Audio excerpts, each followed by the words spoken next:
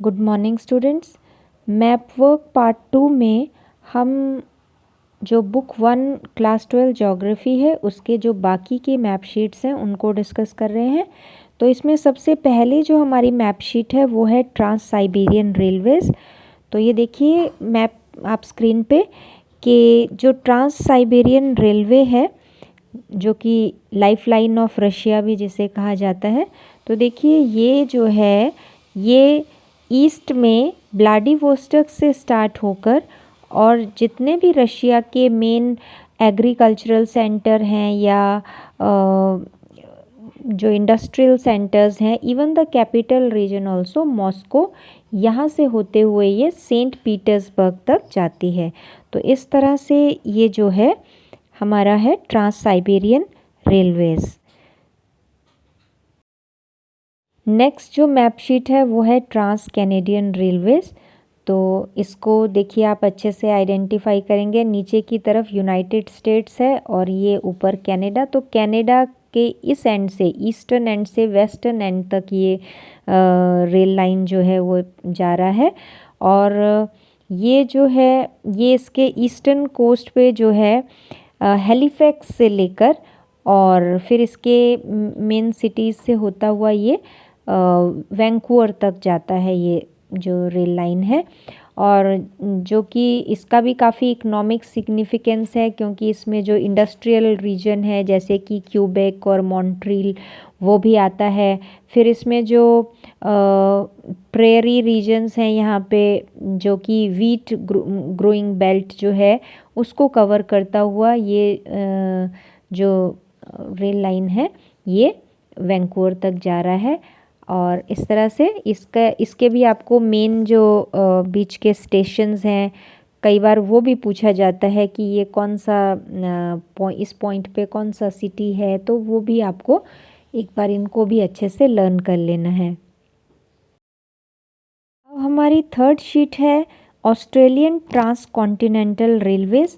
तो जैसा कि आप देख रहे हैं ऑस्ट्रेलियन ट्रांस कॉन्टिनेंटल रेलवे जो है ईस्टर्न साइड से लेकर वेस्टर्न साइड तक, मतलब ईस्ट में मेलबर्न से स्टार्ट होकर और मेन सिटीज़ से होता हुआ पर्थ तक, वेस्ट में पर्थ तक ये जा रहा है।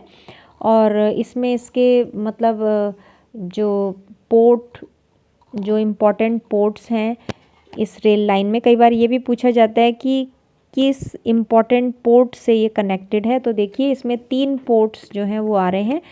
एक तो जहाँ से वो स्टार्ट होता है मेलबर्न, फिर second one is Sydney and third one is Perth. तो मेलबर्न और सिडनी जो है ये इसके ईस्टर्न कोस्ट पे हैं और पर्थ जो है वो इसके वेस्टर्न कोस्ट पे है, ठीक है। और बाकी ये जो है ये इसके फॉरेस्ट एरियाज़ और जो आगे का जो डेजर्ट एरिया है उसमें से भी ये उस पर होता हुआ ये जो है लास्ट में पर्थ तक ये रेल लाइन जो है वो पहुंचता है। अब हमारी जो नेक्स्ट मैप शीट है वो है major sea routes and sea ports. तो इसमें सबसे पहले मैं सी रूट्स बता रही हूँ। तो जैसे ये वर्ड मैप है आपके सामने स्क्रीन पे, तो जो सबसे पहला जो सी रूट है वो है नॉर्थ अटलांटिक सी रूट, जिसको कि busiest sea route of the world भी कहा जाता है। तो वो इसलिए भी कहा जाता है क्योंकि एक एंड पे जो है इसके यूएसए है या नॉर्थ अमेरिका है और दूसरे एंड पे जो है वो यूरोप है। तो दोनों ही कॉन्टिनेंट्स में इनके कंट्रीज़ में बहुत ज़्यादा जो है वो ट्रेडिंग होती है। तो ये जो है आप देखिए मैप में भी एक तरफ को ये नॉर्थ अमेरिका और दूसरी तरफ यूरोप और ये बीच में है नॉर्थ अटलांटिक ओशन यानी उत्तरी अंडमान सागर। और यही मार्ग जो है सबसे व्यस्तम मार्ग भी है सी रूट का। उसके बाद सेकंड है the Mediterranean Indian sea route. तो मेडिटेरेनियन इंडियन सी रूट यानी कि भूमध्य सागर और हिंद महासागरीय मार्ग, जो कि भूमध्य सागर से होता हुआ फिर स्वेज कैनाल से होता हुआ इधर हिंद महासागर में यानी कि दक्षिण एशियाई देशों तक ये रास्ता आता है। उसके बाद नेक्स्ट है the Cape of Good Hope sea route. तो केप ऑफ गुड होप जो है बच्चों, ये अफ्रीका का ये सबसे नीचे जो एंड है वो है। तो ये जो रूट है ये कनेक्ट करता है वेस्टर्न यूरोपियन रीजन को with Africa, West Africa, South Africa and South East Asia. तो इस एरिया के जो भी ट्रेडिंग है वो इस रूट पे होती है। उसके बाद है साउथ अटलांटिक सी रूट। तो साउथ अटलांटिक सी रूट यानी कि जो दक्षिण अमेरिका के साथ जो भी व्यापार होगा वो इसी रूट पर होगा, जिससे western African countries, West Europe और ये ब्राज़ील, अर्जेंटीना और बाकी जो साउथ अमेरिकन कंट्रीज़ हैं ये इस रूट से जो है वो अपना व्यापार करते हैं। इसके बाद जो नेक्स्ट सी रूट है वो है नॉर्थ पैसिफिक सी रूट। तो नॉर्थ पैसिफिक सी रूट जो है ये अमेरिका का जो नॉर्थ अमेरिका का जो वेस्टर्न साइड है यानी कि वैंकूवर वगैरह, इनको जो है वो जापान और जो ईस्टर्न चाइना है इससे कनेक्ट करता है। तो उसके बाद जो नेक्स्ट सी रूट है वो है साउथ पैसिफिक सी रूट। तो जो साउथ पैसिफिक सी रूट है वो कनेक्ट करता है वेस्टर्न यूरोप और नॉर्थ अमेरिका को, ऑस्ट्रेलिया, न्यूजीलैंड, इन कंट्रीज से। तो इन देशों के मध्य जो भी व्यापार होता है वो साउथ पैसिफिक सी रूट से होता है। इसके साथ साथ यहाँ पे जो बच्चों आपके सिलेबस में 2 कैनाल्स भी हैं, स्वेज एंड पनामा कैनाल। तो उनको मैं नेक्स्ट उसमें आपको बताऊंगी नेक्स्ट मैप शीट में। उससे पहले इसमें कुछ इम्पॉर्टेंट पोर्ट्स हैं जो कि आपको देखने हैं कहाँ कहाँ पे है, तो उनके बारे में मैं आपको बता रही हूँ। तो जो मेजर सी पोर्ट्स हैं, तो सी पोर्ट्स हम स्टार्ट करते हैं नॉर्थ अमेरिका से। तो नॉर्थ अमेरिका का जो वेस्टर्न साइड है, तो वेस्टर्न साइड पे देखिए वैंकूवर है, सैन फ्रांसिस्को है। फिर उसके बाद जो मिडल अमेरिका है उसमें देखिए पनामा। और फिर उसके बाद जो हमारा साउथ अमेरिका जो है, साउथ अमेरिका में इम्पोर्टेंट जो पोर्ट्स हैं कोलोन है और रियो डी जेनेरियो है, मोंटेविडियो है और बिलीम है। तो ये जो हैं ये कुछ इम्पॉर्टेंट पोर्ट्स हैं। उसके बाद जो ईस्टर्न नॉर्थ अमेरिका है वहाँ पे न्यूयॉर्क जो कि एक बहुत बड़ी इंटरनेशनल पोर्ट है। और उसके बाद हम आते हैं यूरोप में। तो यूरोप में देखिए लंदन, हैम्बर्ग, और आप इनके अच्छे से पहचान लीजिए कि किस जगह पे इनको मार्क किया गया है। फिर आते हैं हम अफ्रीका में। अफ्रीका में देखिए सबसे नीचे केप टाउन, फिर उसके बाद है डरबन, और फिर ये ईस्टर्न कोस्ट पे ही आगे है मोम्बासा, और फिर है स्वेज। ये गल्फ़ कंट्रीज़ में देखिए इस तरफ को पहले स्वेज, एडन, फिर ये पाकिस्तान में कराची, इंडिया की मार्क की गई है मुंबई एंड कोलकाता, एंड यहाँ पे देखिए श्रीलंका की है कोलंबो। उसके बाद हम आते हैं जो ईस्टर्न कंट्रीज़ हैं। तो सबसे ईस्टर्न मोस्ट जापान जो है, जापान में देखिए योकोहामा जो कि एक इंटरनेशनल पोर्ट है जापान की। उसके बाद है चाइना की पोर्ट्स हैं इम्पोर्टेंट जो कि है शंघाई और हांगकांग। फिर नीचे जो साउथ ईस्ट एशिया है उसमें एक इम्पॉर्टेंट पोर्ट है सिंगापुर। और फिर ऑस्ट्रेलिया की इम्पॉर्टेंट पोर्ट्स जो मैंने अभी पहले भी बताई थी, पर्थ, मेलबर्न एंड सिडनी। और फिर उसके बाद जो न्यूजीलैंड की एक इम्पॉर्टेंट पोर्ट है ऑकलैंड। तो इस तरह से बच्चों इनके आप मतलब प्लेस जान लीजिए कि कहाँ कहाँ पे और ये कौन कौन सी इम्पॉर्टेंट पोर्ट्स हैं, विद नेम इसको आपको लर्न करना है। नेक्स्ट हमारी जो मैप शीट है वो है शिपिंग कैनाल्स के ऊपर। तो सबसे पहली है हमारी स्वेज कैनाल। तो बच्चों देखिए स्वेज कैनाल जो है इसको क्योंकि कई बार ये मल्टीपल चॉइस में भी पूछा जाता है कि किन 2 सीज़ को इसमें कनेक्ट किया गया है। तो देखिए मेडिटेरेनियन सी और रेड सी को इसको जोड़ा गया है, ठीक है। तो यानी भूमध्य सागर और लाल सागर जो है इससे को कनेक्ट करने वाली जो कैनाल है वो है स्वेज कैनाल। और दूसरी चीज़ जो इसमें याद रखने वाली है वो है कि इसके जो दोनों एंड्स पे जो पोर्ट्स हैं, तो देखिए जो स्वेज कैनाल का जो नॉर्थ साइड पे जो नॉर्थ एंड है वहाँ पे है पोर्ट सईद, ठीक है, जो कि इजिप्शियन पोर्ट है, पोर्ट सईद, ठीक है, मेडिटेरेनियन सी में। और उसी के दूसरे एंड पे यानी कि जिसको हम बोलेंगे साउथ एंड पे जो है, तो वहाँ पर है स्वेज पोर्ट, ठीक है। तो मतलब दोनों एंड्स पे भी इस कैनाल के पोर्ट्स हैं। एक तरफ को है पोर्ट सईद जो कि मेडिटेरेनियन साइड को, और जो दूसरा रेड सी वाली साइड को जो है वो है स्वेज पोर्ट, ठीक है। तो ये दो पोर्ट्स भी आपको याद रखनी है।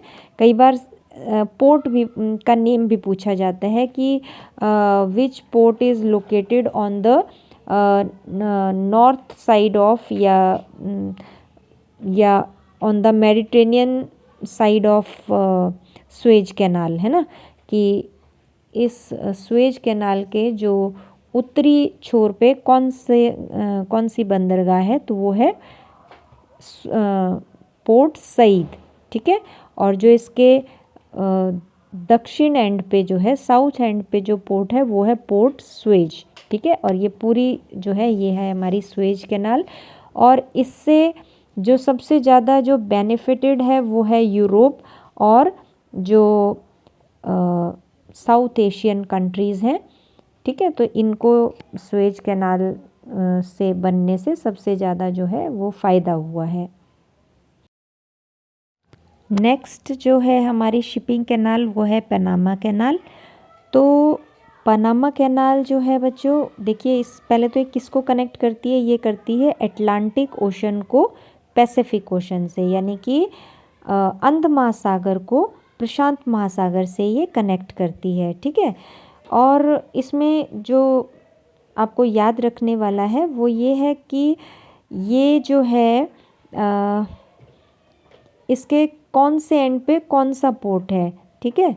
तो जो इसका अटलांटिक ओशन साइड वाला जो एंड है वहाँ पे है पोर्ट कोलोन, ठीक है। तो और जो इसका पैसिफिक ओशन साइड वाला जो एंड है वहाँ पे जो पोर्ट है उसका नाम है पनामा, ठीक है। तो ये दो पोर्ट्स इसके दोनों एंड्स पे है, पैसिफिक एंड पे पनामा और अटलांटिक एंड पे है कोलोन। तो इस तरह से ये जो कैनाल है ये उत्तरी अंध महासागर या अंध महासागर को जो है वो प्रशांत महासागर से जोड़ती है। और इस कैनाल से जो मेन बेनिफिट्स हैं, या किसका डिस्टेंस इसमें कम हुआ है, इससे जो है न्यूयॉर्क और ये जो सैन फ्रांसिस्को है इसका डिस्टेंस बहुत कम हो गया है।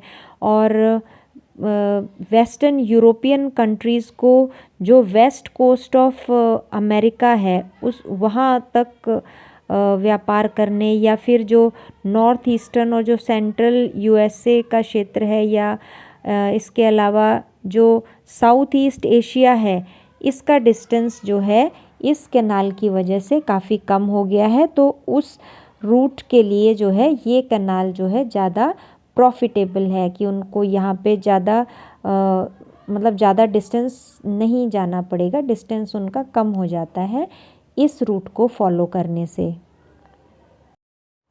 अब हम नेक्स्ट जो मैप शीट है वो करेंगे मेजर एयरपोर्ट्स। तो इसमें आप स्क्रीन में देखिए तो विश्व के जो मुख्य अंतर्राष्ट्रीय जो हवाई अड्डे हैं, तो इसमें मैं आपको कॉन्टिनेंट वाइज बताऊंगी तो थोड़ा आपको भी उसको लर्न करने में सही रहेगा। तो सबसे पहले नॉर्थ अमेरिका के जो हैं जो इम्पोर्टेंट एयरपोर्ट्स हैं, तो उसमें देखिए पहले हम वेस्टर्न एंड से स्टार्ट करते हैं, वेस्टर्न साइड से।